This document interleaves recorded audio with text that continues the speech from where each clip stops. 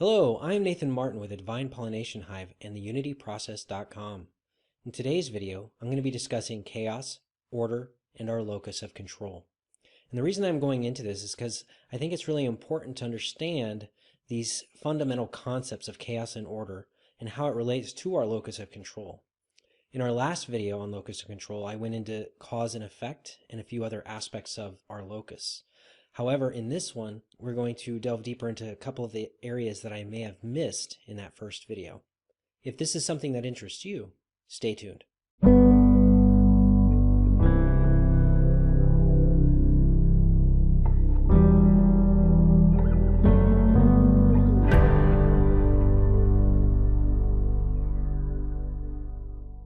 Chaos and order. The fourth Hermetic principle, polarity. Everything is dual. Everything has its poles. Everything has its pair of opposites. It's very important to understand that a polarity is not a duality, even though it says that there's dual aspect to everything. That's right, because there's cause and effect, that's dual. You have positive and negative, north and south, etc. These are all polarities. And we're going to go into this Hermetic principle, this aspect of natural law that is very important to align ourselves with and to fully understand. Because once we understand this, we can then create a little bit easier.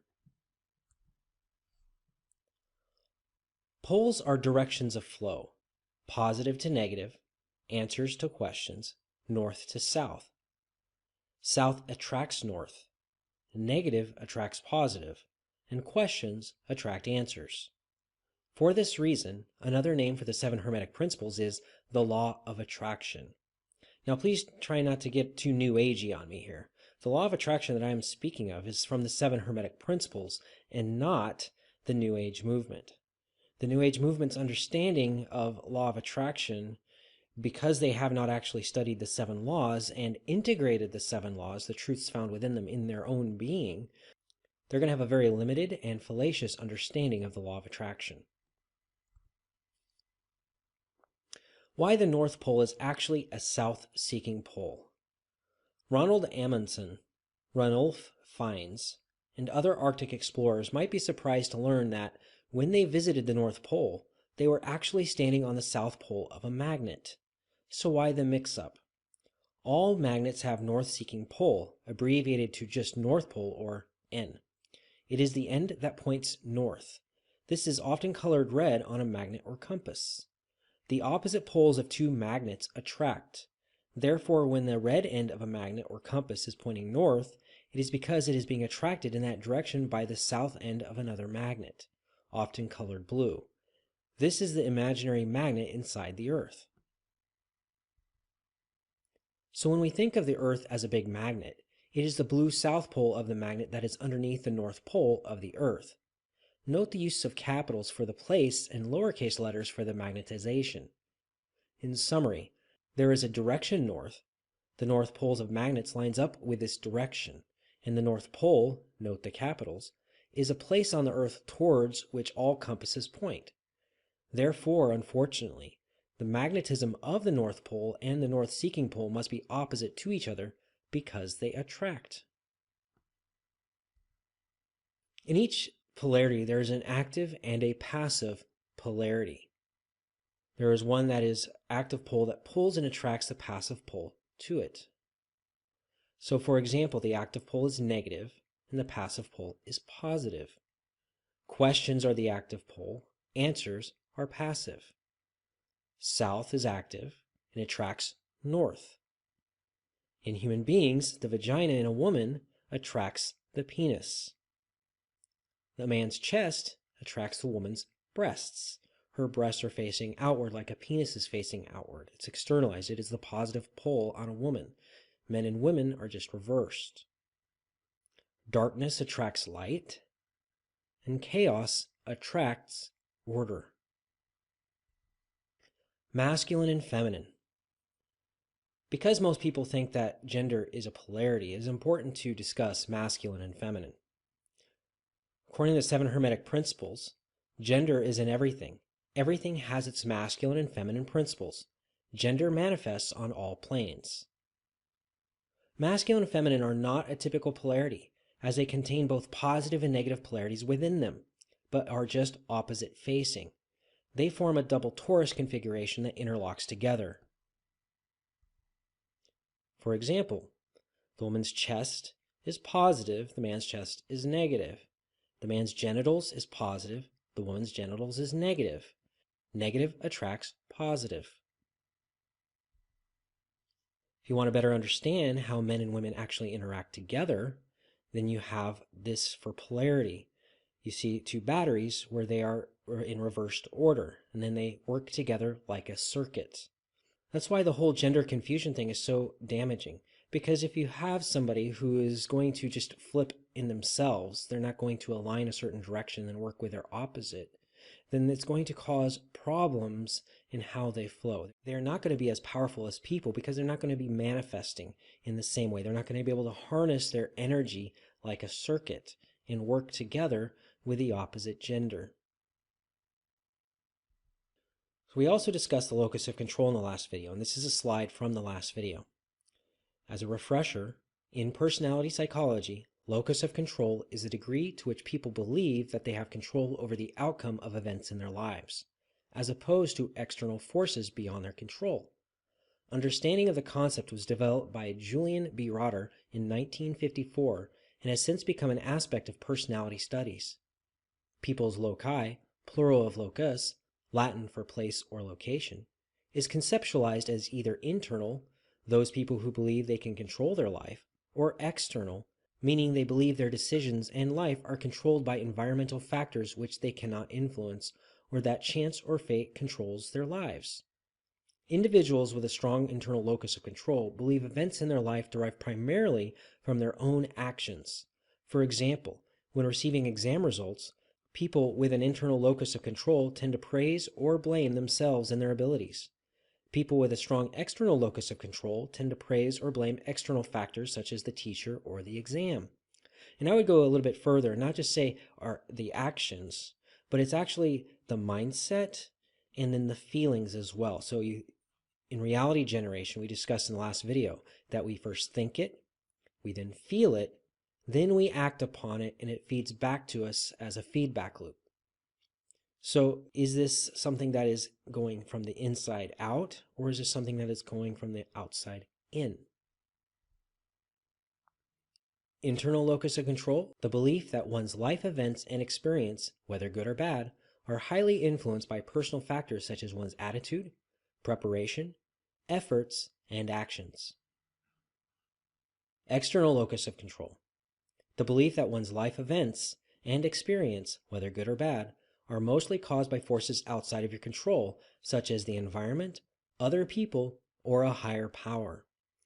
In this way, both atheists and religious people have an external locus of control because they are placing control of who they are and how they're going to act on this external law and authority for the religious person, and then on nature as a scientific or rational person. So which is your locus? Do you have an internal locus where you make things happen? Or an external locus where things just happen to you? Is it fate? Is it divine providence in your external locus of control? Or do you have some modicum of control of your destiny? In my previous video, I discussed how cause and effect is connected to our locus of control. Cause and effect are also a polarity pair where the causal plane is the active principle and the material plane of effects is the passive principle. Cause can be likened to questions, and effects are their answers. Internal cause, external effect is internal locus of control. External cause, internal effect is external locus of control. It's important to understand a vacuum when we're talking about chaos and order. A vacuum or a void will attract to itself that which it needs to fill itself. This is why in the vacuum of outer space, it will suck the air from a depressurized suit or craft to fill itself. So in this way, we can see that the vacuum attracts order to fill it. Chaos attracts order. Looking at cause and effect in the polarity pairs we mentioned earlier, A south-facing magnet attracts a north-facing magnet. Negative attracts positive. Questions attract answers. Darkness attracts light. And chaos attracts order. Also, vagina on a woman attracts the penis on a man. The heart on a man attracts the heart of a woman. So it is literally women who turn on men in the genital way. If the woman is not asking the question, the man is not going to feel connected. He's not going to feel the attraction. It is the woman that attracts the man in this way. But also, the man's heart is what attracts the woman, through the conversation, through the openness of his heart. If he has a closed down heart, she's not going to be attracted to him. If she has a closed down vagina, he's not going to be attracted to her. This is how attraction works with gender. This also has some interesting implications because trauma has the ability to force something open up the question of the woman or open up the question of the man. His heart pole can be opened up through trauma. Her vagina can be opened up through trauma. So if a girl was molested as a child, now she has an open question because she was molested. She was forced into something. She was given an answer that she did not ask for. And now her vagina, her genitals are going to be open and attracting all the time. And it's going to attract things that are like that original trauma. Therefore, a girl that has been molested as a child is more prone to being raped as an adult. She's literally going to attract rape. She doesn't even have to dress a certain way, but more than likely, because she has that open question on an unconscious or subconscious level, she might actually dress provocatively because of this childhood trauma, and then she will attract rape to her. Now, this doesn't mean that these men get out of jail free because, hey, I was just attracted to her. No, they are actually a resonant match to being a perpetrator. They also have trauma as a child because they had somebody perpetrate against them in some way. Maybe their mom against their heart or something like that. Or maybe they're just resonating with their dad who is also a perpetrator. And now they are also going to be a perpetrator. So victims literally attract villains. And this is how. Because they have an open question, and then the perpetrator or the villain is an open answer that is going to be attracted to it. A lot of men don't have that, and they're not going to be attracted to this woman to rape her because it's not part of who they are. They don't have that open answer for trauma. Only those people who are a pair, a match, can attract in this way. So this is just something on how cause and effect and how attraction works when it comes to traumas and perpetuating trauma cycles. Cause and effect. Internal cause, external effect. So the external chaotic canvas of reality attracts our internal order. But for an external cause, internal effect, or external locus, our internal chaos will attract external order. Order from others, order from groups, order from society in general. It will be attracted to our internal chaos. That's an external locus of control. It is our responsibility as conscious beings, the observer experiencing reality, to disentangle our internal chaos and make it more orderly, so that we can paint our intentions out onto the chaotic canvas of life. When we do this, the world will literally pull our creativity out from our internal order like a magnet. However, if our internal state of being remains in chaos, it will attract the order of others, those with both benevolent and malevolent intentions. Both worldviews are a perception and a way to view reality. So we're going to create from our internal order because the chaotic world is going to attract our creativity, our internal order out onto it. But then there's also those types of beings that are in the victim-villain mindset who are externalized locus of control, and they are going to attempt to put their order onto each other because where there is a void, they will be attracted to giving their answer, giving their order. Consciously filling our chaos. A student who has an open question that they wish to fill with knowledge, understanding, and wisdom will attract to themselves a teacher who has already filled themselves with knowledge, understanding, and wisdom that is a vibrational match to their burning questions. The teacher will then fill the student's void with the answers to their questions. This is a self-perpetuating cycle where students fill themselves up through their questions and become answers for those who also have similar questions. The question is, are these the questions that arise from within the individual, or are they subconscious and unconscious questions that were implanted into the individual from nature or nurture? The polarity with the most chaos is the active side, while the polarity with the most order is the passive side. So once an individual has filled themselves up with enough order, either through a conscious means or an unconscious subconscious means, they become the answers attracted to the open questions and desires of others. If we're not going to be responsible with our creativity and free will, then there are beings who have no problem in manipulating and forcing their order upon us to exploit our infinite potential for their own gain.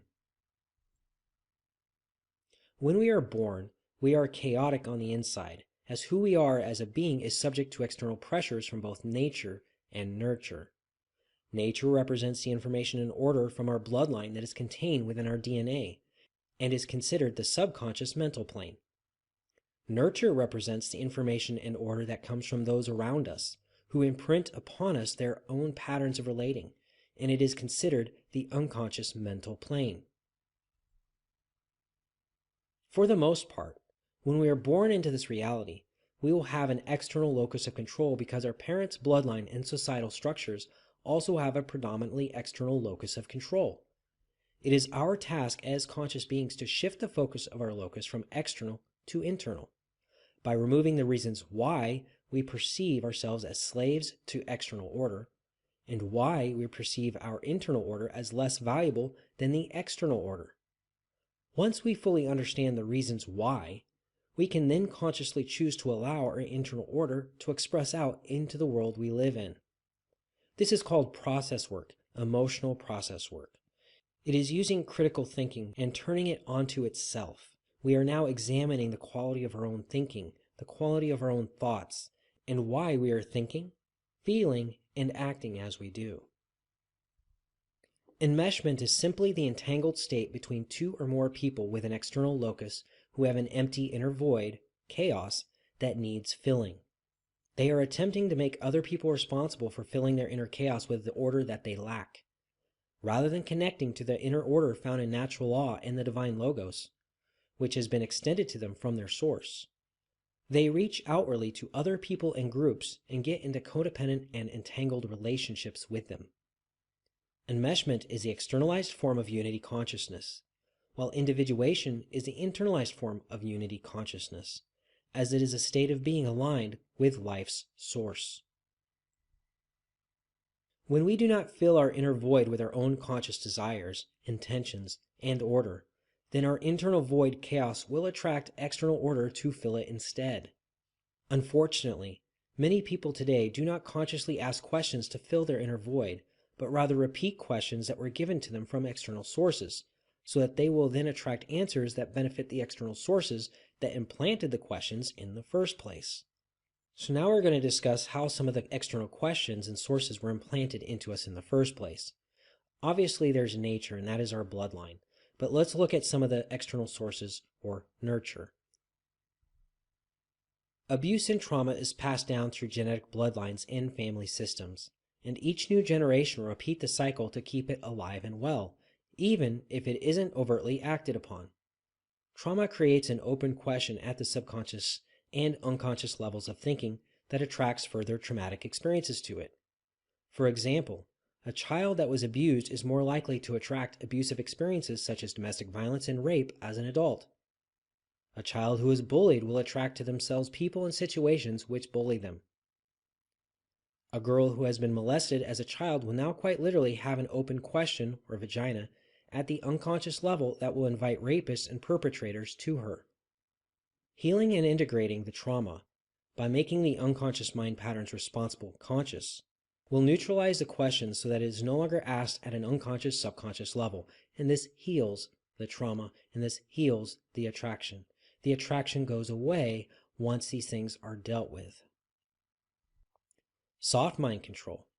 Subliminal messages, NLP phrases, and archetypal symbols projected onto a television screen or advertisement that speak directly to the subconscious mind of an individual, as a means of provoking the subconscious to ask questions that benefit those that place the messages, phrases, and symbols into the medium in the first place.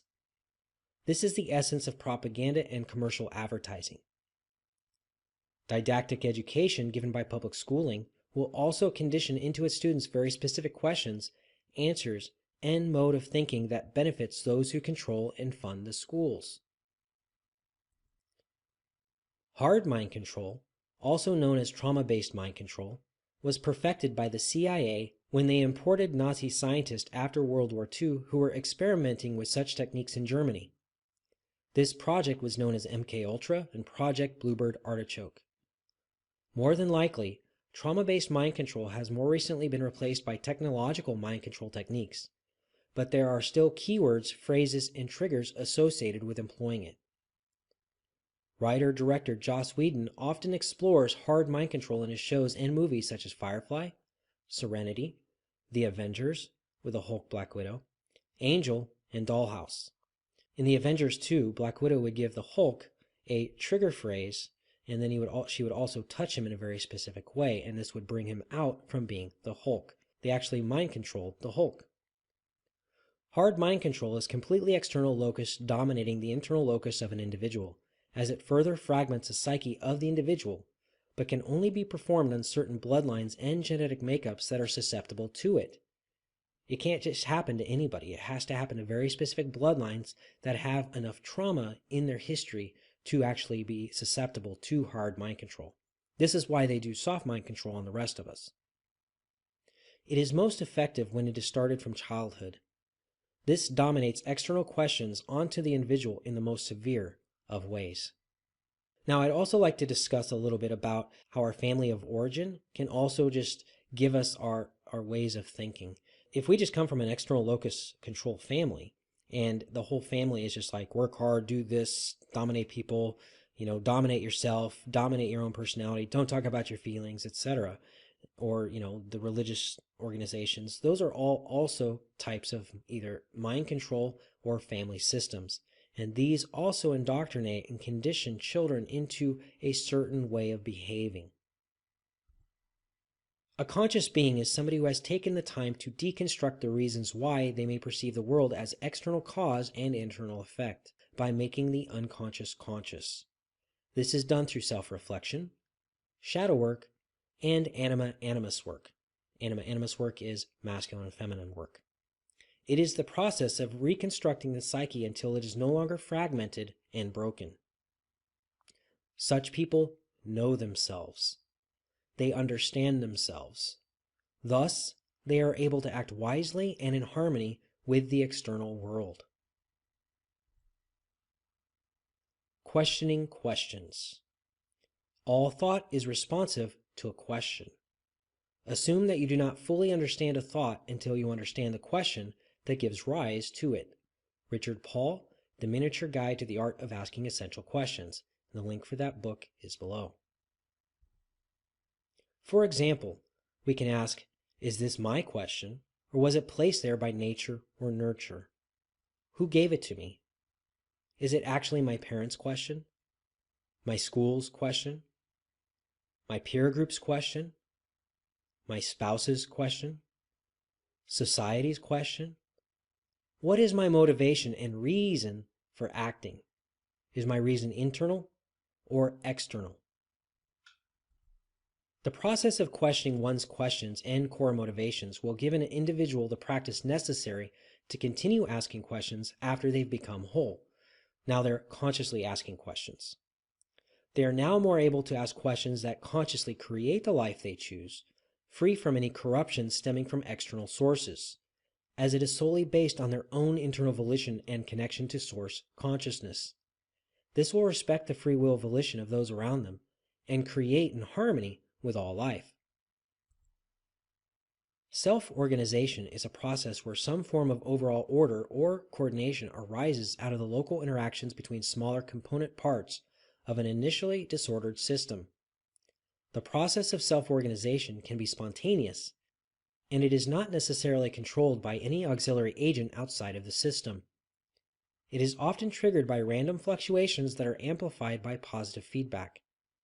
The resulting organization is wholly decentralized or distributed over all the components of the system.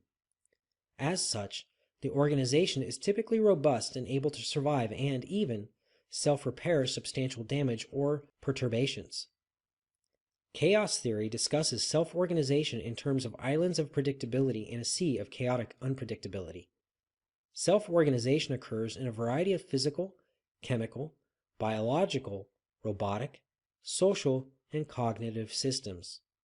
Example of its realization can be found in crystallization, thermal convection of fluids, chemical oscillation, animal swarming, and artificial and biological neural networks. So order happens, order comes. It is attracted to the disorderly.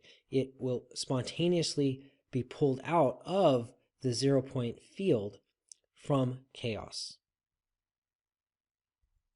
When one wishes to create their own reality in a conscious fashion, they are able to take their internal order that they have consciously developed and intentionally paint it onto the chaotic canvas of their external reality. The chaos of external reality will attract their creativity to it, but only if they have developed their inner order sufficiently enough.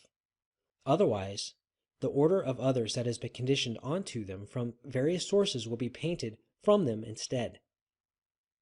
So they're going to paint the intentions of other people because they're asking questions that are not their own. They don't have their order. Their void literally attracted order from outside of themselves, and now they paint the intentions of others onto the canvas. But when we do the inner work and we process our feelings, when we critical think and turn our thinking inwards upon itself to understand our own thinking tendencies, and when we look at our feelings and we examine our feelings and we process our emotions, because processing means logic. It is what a processor does. It functions as a logic in a computer. When you process your feelings, you're now able to deconstruct your inner chaos, all this external order that's been placed onto you, and now put on your own order. And then you can paint your intentions onto the world. But you are the positive pole when you have your internal order.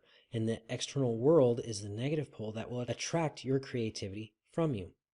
But if you don't have your own order, it's going to literally attract the order of others that was painted onto you from you. So now you're creating the intentions of others while thinking you're creating for yourself.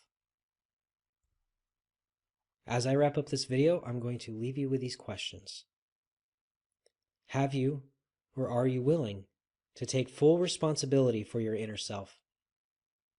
Are you willing to take your inner disorder and the order imprinted onto you from external sources and disentangle it so that you might replace it with your own inner order? Will you do the work necessary to discover, understand, and replace your limiting beliefs that keep you powerless? Are you exercising your willpower to shift the fragmented aspects of self that are still externalized back into your inner being? If you enjoyed this video, please click like. If you're not already a subscriber and would like to keep up to date on my videos, please subscribe. If you have any comments or questions, please leave them in the comments section below. I'm Nathan Martin with the Divine Pollination Hive and the UnityProcess.com. Be safe, be sovereign, be well.